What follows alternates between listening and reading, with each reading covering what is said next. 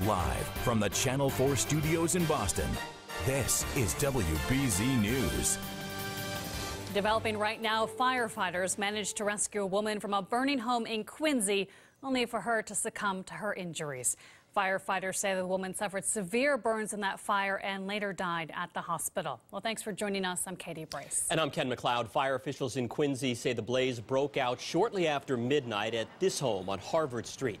Neighbors say a passerby tried to help the woman trapped on the first floor, but he was overcome by thick smoke. I heard the voices of a male and female shouting, "Get out of the house! Fire! Your house is on fire!" I looked out the window and I noticed a gentleman and a female knocking on the windows, walking around my neighbor's house, trying to alert my neighbors. It's shocking. I mean, you'd see her every day in passing. She loved her animal, her dog. We're told the woman's pet also died in the flames. The state fire marshal, along with multiple local agencies, are working to pinpoint the cause of that fire. Also developing, Boston police are investigating a homicide. Police say around 3 o'clock this morning they found a man severely injured from a stabbing on Cushing Avenue in Dorchester. He was rushed to an area hospital where he was later pronounced dead. Officers are still looking into the circumstances around that stabbing. Tonight, investigators in Malden are still trying to find out what led up to a man getting his arm caught in an escalator. The incident happened last night at the Malden Center MBTA station. That's the orange line. Firefighters say a man in his 30s fell on the escalator and his clothing somehow got snagged, causing his arm to be pulled into the machine. He was taken to the hospital with serious injuries. Well, tonight, adult film star Stormy Daniels sits down for an interview with 60 Minutes. For the first time, she'll talk publicly about her alleged affair with now President Donald Trump. Daniels says she had a relationship with Mr. Trump in 2006 and 2007. And in an interview with Anderson Cooper, will reveal details that bring her story up to the present. I'm not 100% sure on why you're doing this. The president has denied having an affair with Daniels. You can see the entire interview with Stormy Daniels on 60 Minutes tonight at 7 on WBZ.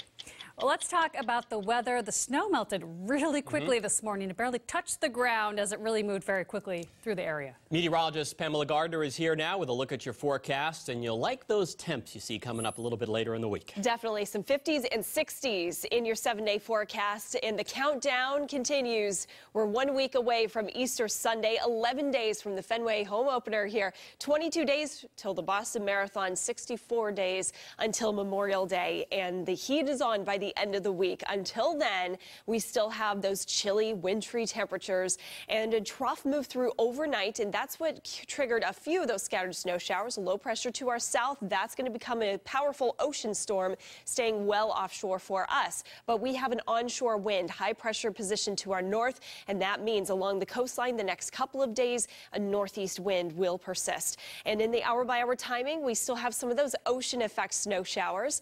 Not expecting any major accumulation out of those, reduced visibility until the early morning hours on Monday, as well as a light dusting of accumulation, but otherwise it doesn't last too long as we once again see that March sun angle melt everything away and temperatures will be above the freezing mark. Monday afternoon, full sunshine, still that onshore wind. Overnight lows in the 20s, and we will see a few slick spots on the roads. Tomorrow afternoon, upper 30s along the coast with the low 40s farther inland. Plenty of sunshine too. Now about that ocean storm, center of low pressure moves off the coast of the Carolinas and really starts to develop into a powerful storm here. It stays well to the south and east of the benchmark, and what that means is we will avoid all the precipitation from it. However, we'll still see that gusty northeast wind from time to time, and we will see some large swells and wave heights as we get especially towards Tuesday. Forecast wave heights grow and grow as the center of pressure lowers, and that storm really starts to get powerful here. A dangerous storm for mariners if they are heading out to sea way away from the coastline. And Tuesday evening, we could see 10 to 15-foot waves just offshore, which means more of that beach erosion.